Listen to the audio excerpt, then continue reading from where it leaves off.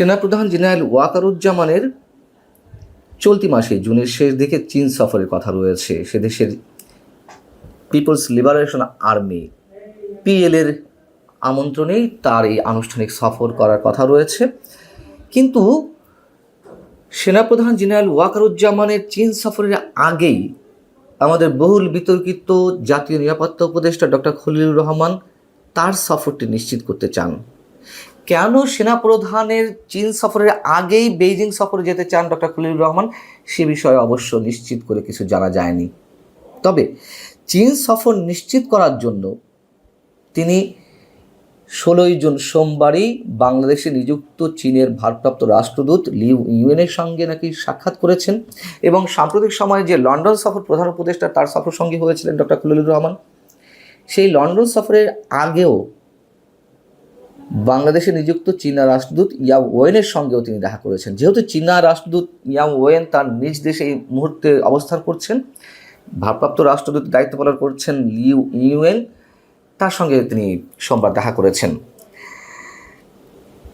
সেনাপ্রধানের সফরের আগে ডক্টর খলিলুর রহমান কেন চীনে যেতে চান সেই বিষয়ে নিশ্চিত না হওয়া গেলেও মোটামুটি তিনি চীনে কেন যেতে চান সে সম্পর্কে দুটি ধারণা পাওয়া গেছে। একটি হচ্ছে মিয়ানমারের রাখাইনের উদ্দেশ্যে বাংলাদেশের মধ্য দিয়ে যে কথিত করিডোর দেওয়ার কথাবার্তা চলছে, গুঞ্জন রয়েছে, আলোচনা রয়েছে, সেই বিষয়ে চীনের মানসিকতা কি এটি তিনি বোঝার চেষ্টা করতে যেতে যাচ্ছেন। যেহেতু রাখাইনে চীনের ব্যাপক মোটা অঙ্কের বিনিয়োগ রয়েছে, মোটা অঙ্কের অর্থের বিনিয়োগ রয়েছে, একই সঙ্গে রাশিয়া রয়েছে, ভারতের রয়েছে, তো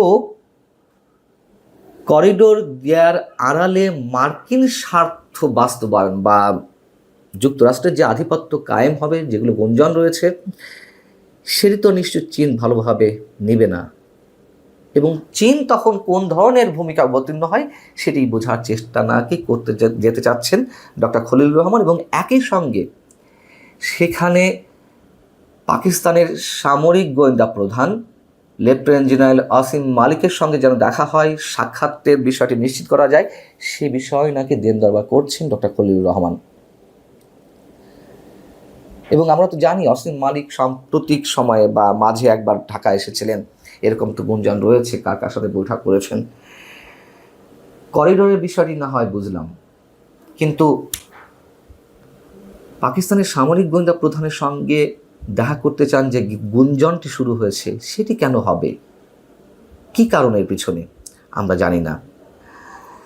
আর গত 6 জুন ঈদের আগের দিন জাতির উদ্দেশ্যে আমাদের প্রধান উপদেষ্টা যে ভাষণ দিলেন, সেই ভাষণে যে তিনি মন্তব্য করলেন মানবিক করিডোর দেওয়ার বিষয়ে কোনো ধরনের কোনো আলোচনা কারোর সঙ্গে হয়নি এবং এই বিষয়টিকে তিনি গুজব বলে উড়িয়ে দিলেন, গুজবকারীদের তিনি প্রতিহতের ঘোষণা দিলেন। আমরা বিশ্বাস করতে চাই যে এরকম কিছু হচ্ছে না বা হবে না, কিন্তু সরকারের মধ্য থেকেই যে নানান ধরনের বিতর্কিত মন্তব্য এসেছে, পরস্পর বিরোধী বক্তব্য এসেছে, পররাষ্ট্র উপদেষ্টা, জাতীয় নিরাপত্তা উপদেষ্টা, প্রধান উপদেষ্টা, প্রেস সেক্রেটারি, ইভেন আমাদের প্রধান উপদেষ্টা, সেই জায়গা থেকে আমরা তো ডক্টর মোহাম্মদ ইউনূসের উপরে আস্থা রাখতে পারি না, কোনোভাবেই না, সেটি রাখার কোনো অবকাশ নেই। আমরা ধরে নিলাম যে আমরা গুজবে বিশ্বাস করছি, আমরা আমাদের মধ্যে গুঞ্জন চালাচ্ছি। সেনাপ্রধান বা সেনাবাহিনী তো আর এসব গুঞ্জনে কান দেওয়ার কথা নয়। সেনাপ্রধান কেন একেবারে সুনির্দিষ্টভাবে বলবে যে নো ব্লাডি করিডোর? তার কাছে কি তথ্যের অভাব আছে? নিশ্চয়ই এমন কিছু হয়েছে এবং অবশ্যই আমাদের স্বাধীনতা সার্বভৌমত্বের জন্য সেটি হুমকির, যে কারণে সেনাপ্রধান সেই কথাগুলো বলেছেন অফিসার্স অ্যাড্রেসে। যদিও 7 জুন থেকে, অর্থাৎ জাতির উদ্দেশ্যে যে ভাষণ দিলেন 6 জুন আমাদের প্রধান উপদেষ্টা, তারপর থেকে করিডোর ইস্যুটি বেশ ধামাচাপা পড়ে গিয়েছিল। তারপরও আবার নতুন করে বিষয়টি আলোচনা এসেছে। জাতীয় নিরাপত্তা উপদেষ্টা যে চীন সফরে যেতে চাচ্ছেন, এটিকে কেন্দ্র করে আবার তিনি লন্ডনে গিয়ে তারেক রহমানকে তিনি রিসিভ করলেন। যে বৈঠক হলো ডক্টর মোহাম্মদ ইউনূস এবং তারেক রহমানের মধ্যে, তার পরবর্তী যে সংবাদ সম্মেলন সেখানে তিনি সরকারের প্রতিনিধিত্ব করলেন, সেটি নিয়েও তো তুমুল বিতর্কের সৃষ্টি হলো এবং করিডোর বিষয়টি আবার ফিরে এলো আলোচনায়। তার কারণ এই করিডোর ইস্যুকে কেন্দ্র করে বিএনপি এর বিরোধিতা করেছিল এবং ডক্টর খলিলুর রহমান যে নিজে এখানে মুখ্য ভূমিকা পালন করছেন তার পদত্যাগ দাবি করেছিলেন। তিনি বিদেশি নাগরিক, তিনি সহ আর 2 উপদেষ্টা, ছাত্র উপদেষ্টাদের তিনি বিএনপি পদত্যাগ দাবি করেছিল।